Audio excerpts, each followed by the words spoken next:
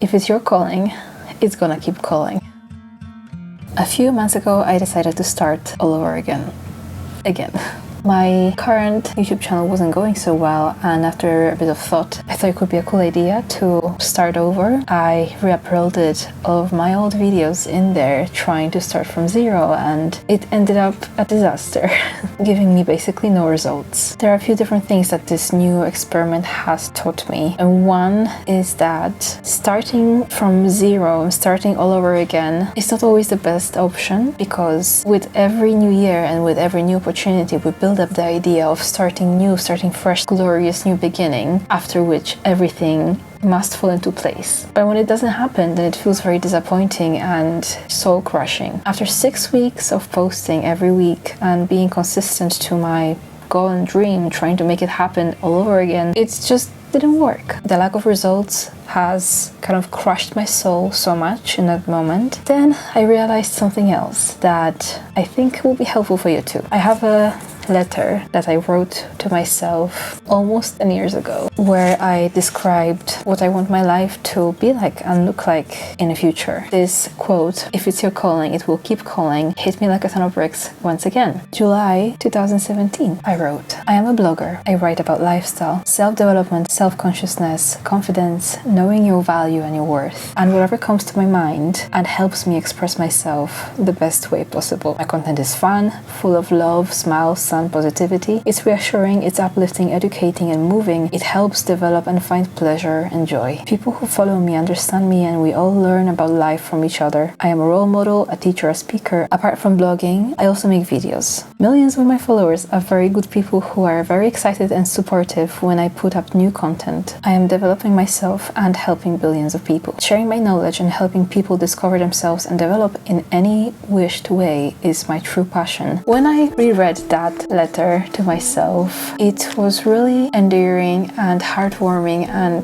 really tear-jerking in some moments to see how committed I am to this vision, how passionate I am about it. The vision of spreading love and positivity and knowledge and thoughts and messages and inspiration on these topics that I've been talking about on this channel so far. It's been with me, and this seedling of passion has been in me, within me for years, for more than 10 years now. And in one of my previous videos, I contemplated on how I feel like I've wasted my 20s. But if everything I've done in the past 10 years led me to this moment where now I have the time and resources and courage and skills and the confidence to talk about these things and make these videos and connect with all of you to share this content and touch on these topics, then maybe it wasn't such a big waste after all. Having proven to myself once again that throughout this break that I had, the idea of creating content on these topics is just something that I really don't want to let go of. Here's my plan going forward, and maybe it's something that could inspire you too. There's a really cool tool called 16 Personalities, or the Myers-Briggs test. You know how most people are obsessed with the new year, new me era, and every time that there's some kind of new opportunity for that, new Monday, new month, new year, your birthday, people want to start over and reinvent themselves. It's kind of trendy to be reinventing yourself all the time. The thing is that I believe what this leads us to is, well, someone used that phrase and I thought it was very funny. I want to use it as well. Procrastiplanning. This only leads us to procrastiplanning, which means we get stuck and pulled into these cycles of creating new mood boards and vision boards and new ideas of, this is new me, this is the list of habits that I'm gonna have, this is the new girl me era, something, whatever. But all that procrastiplanning is doing is satisfying our need for the feeling of change without actually giving us concrete things to work on. So, speaking of the MBTI test, if you go to the 16personalities.com website, you can find your personality type in there after fulfilling that little test in there, the quiz. It's quite fun, it takes like 5 minutes, and it's really cool to learn something new about yourself. The thing about this test is it gives you 4-letter word type for your personality. Then you can go more in depth, read more about it, and learn something new about yourself, about your strengths and weaknesses. Truth is that as we are currently, our current selves probably can't achieve these goals and these beautiful dreams very well, because we already have a pre-designed set of patterns patterns and habits and routines and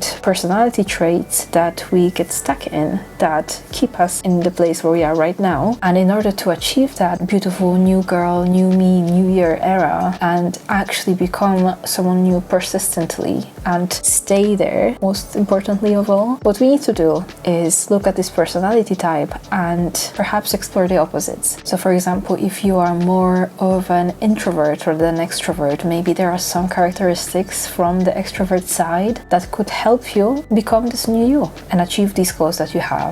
Or if you are more of a person who loves to use their imagination and think about the future, maybe being more in the present and being more concrete and planning is something that would be great for you. This is something for me. This is something I'm working on. I'm going to be working on developing my S side from the MBTI categories rather than the N side. My intuitive side is very strong. I love planning and imagining and thinking about the future and dreaming and considering all the possibilities and the abstract and what ifs, but I'm not so good at executing and being here in the present and building consistencies and routines that actually help you develop the life of your dreams. We could call it my comeback era. All this to say, I'm back after a big break, after loads of thoughts and experiments and a shit ton of self-doubt. I'm back. I have proven once again to myself that I really want to keep going in this, and this is just something that I can't stop thinking about. So expect more to see from me. Maybe we can create a whole comeback era series and reinventing yourself series with techniques and strategies that actually work